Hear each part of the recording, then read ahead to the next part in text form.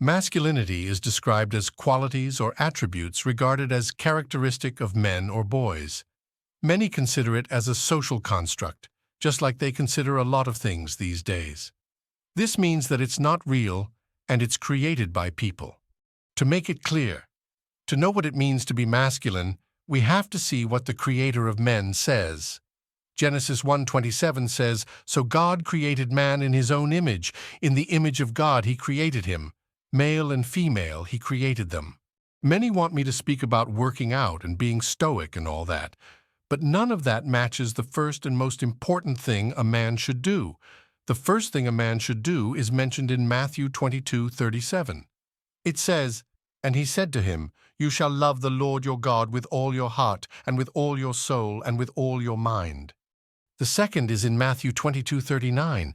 It says the second is like, "You shall love your neighbor as yourself." This means being kind, being humble, being loving, being patient, being forgiving, being caring, being understanding, and more. So if you call yourself a Christian man, these two should be your priority. Now there is more. The Bible also talks about maturity. A godly man is to be mature.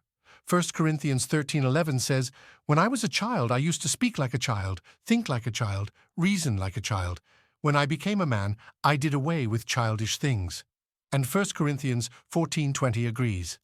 Instruction for the church, brothers and sisters, do not be children in your thinking, yet in evil be infants, but in your thinking be mature.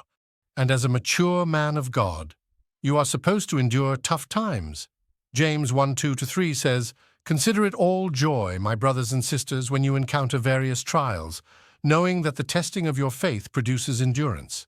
And Proverbs 24:10 adds on by saying, "If you show yourself lacking courage on the day of distress, your strength is meager." One of the times you need to endure is when working hard. 1 Timothy 5:8 says, "But if anyone does not provide for his own, and especially for those of his household, he has denied the faith and is worse than an unbeliever." And even when it gets hard, we are told to do all we do as for the Lord, and not for men in Colossians 3:23. But besides for yourself, why work? You work for your family, so how do you treat them as a man, the godly way? Let's focus on how to treat your wife.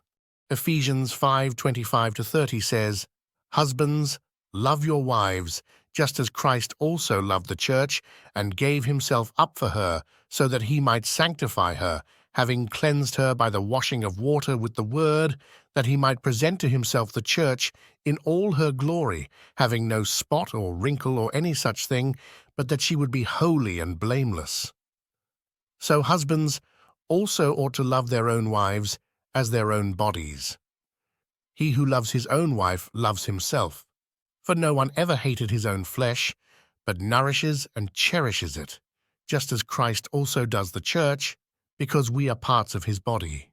This shows that you are to treat your one wife with love, and the only way you show that love is through your actions. And as Paul Washer once said, the greatest thing you can do for your kids is to love their mother. Talking about the kids, how do you treat them? Ephesians 6:4 says, "Fathers, do not provoke your children to anger, but bring them up in the discipline and instruction of the Lord." If you want to be a godly man, then this is some of what you need to have. Due to men like this, who act like there is no difference between men and women, or choose to act like boys when adults, there's a rise of men that are hyper quote-unquote masculine men. As a man of God, our masculinity is obtained from our mighty Creator through His Word.